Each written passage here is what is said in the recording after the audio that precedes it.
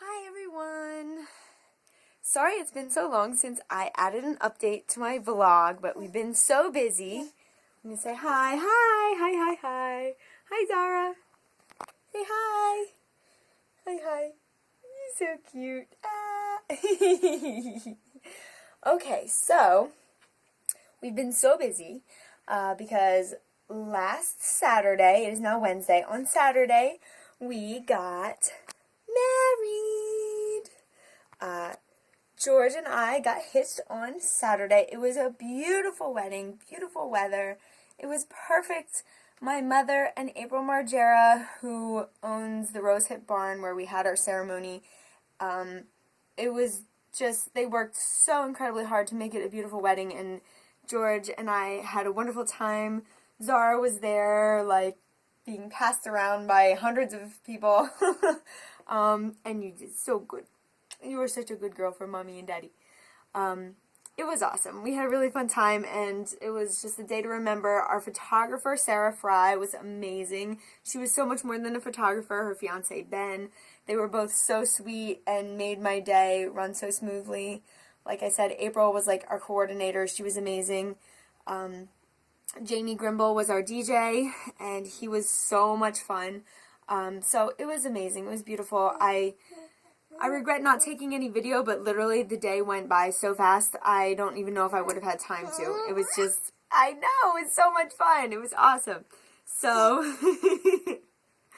so yeah, that's, we've been so busy getting ready for that, and hopefully I can post some video, because there was a videographer there, Caesar, who was taking some shots, and there was, so hopefully there's some good choice video on there, and we might be able to put it up on our YouTube channel. So hopefully we'll get to see that, and that'll be something to look forward to. We're about to go for a walk, but before we went, I just wanted to say a little something about this morning. I woke up, and usually, like, sometime in the middle of the night, I'll get one of these email updates. I've been getting them since I was pregnant with Zara from a very well-known, I'm not naming names, a very well-known baby advice franchise. Yeah.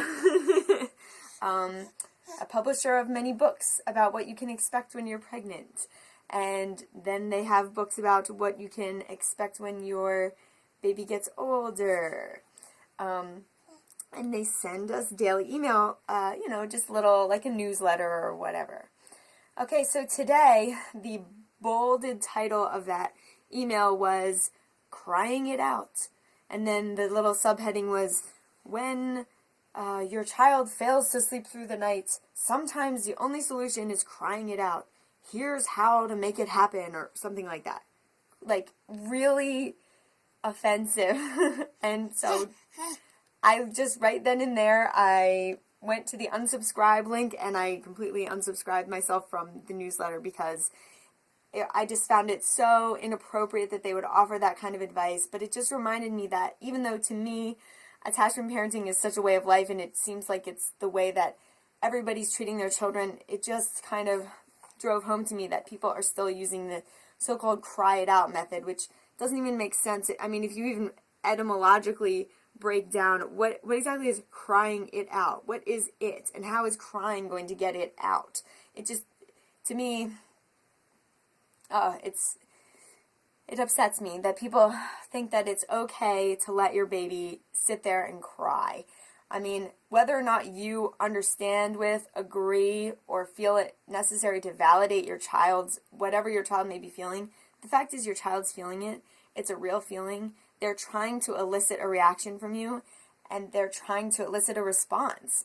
So, as a parent, especially of a tiny, newborn, nonverbal infant child, why would you ignore that? Why would you just kind of shut them up in their room and walk away and listen to them crying? I just don't even know how someone is able to do that. And so, during the wedding, it was sort of a big stepping off period for me, because as the bride and the center of attention, I had to kind of let Zara be cared for by other guests that were there, and family members, and loved, trusted people. And I was just so lucky to have so many people that were willing to step in and hold Zara for me and take care of her. But there were several times when she would start to cry, and I would hear her across the, across the lawn. It was an outdoor ceremony. Oh, it was so beautiful. But I would hear her, from across the way, and I could hear her start to cry, and literally my whole being was, like, alerted, and all I wanted to do was just run over to where she was and grab her. So the idea of, she was soothed by the many aunts, uncles, cousins, and loved ones who were holding her, and it was fine, and actually she did great. Even though she didn't want to sleep because she was so excited. She wouldn't take any naps. She just wanted to be with everybody. But just that physical reaction, especially for a breastfeeding mother, I heard at the La Leche League meeting I was at last time, that when a bottle-feeding mother hears their baby cry, I mean, of course there's an emotional response and an intellectual response of, oh, as a mother, my role is to help my baby and I should go to him or her. As a breastfeeding mother, when you hear your baby cry, it is literally a hormonal response. Like, every ounce of your being is being charged into action to go to your baby. And there's nothing wrong with that. It's great. It's beautiful. It's what you're meant to be. If you saw a bird sitting by its nest with baby birds chirping and crying out for food, and the bird wasn't going to get worms and, food for their babies, a bird expert would say, there's something wrong with that bird. Why is that bird not doing its natural instincts of caring for its young? When a dog doesn't nurse its puppies, you don't just kind of, well, I'm sure some people do, but you probably wouldn't be inclined to just, that's the way it is. I guess the puppy's not going to make it. You're going to pick up the puppy and try to save its life. So when a mother is being asked and told by society that you should, just let your baby cry it out, it's just going against every ounce of your natural instinct.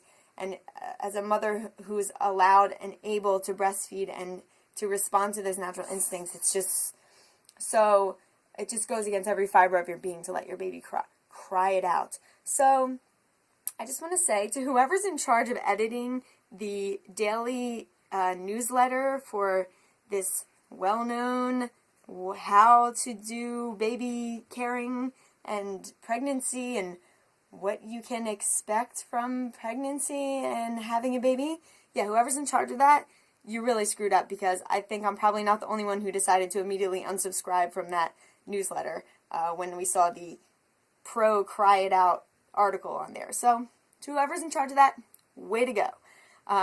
So anyway, we're going to head out for our walk today, but stay tuned, because like I said, hopefully we'll get some footage of the amazing DIY wedding that my mom and April put together, and all the awesome people that were there, and the incredible generosity and love and joy, and there was just so many people that contributed to making that day so beautiful and wonderful for us as a family, and such a great start to our life as an officially hitched couple and a family. So, my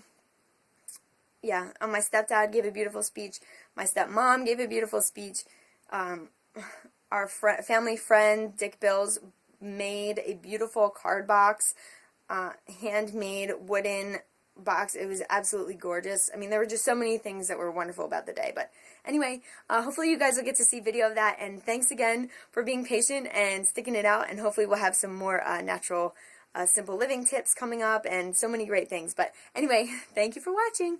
Bye. Say bye-bye. Bye.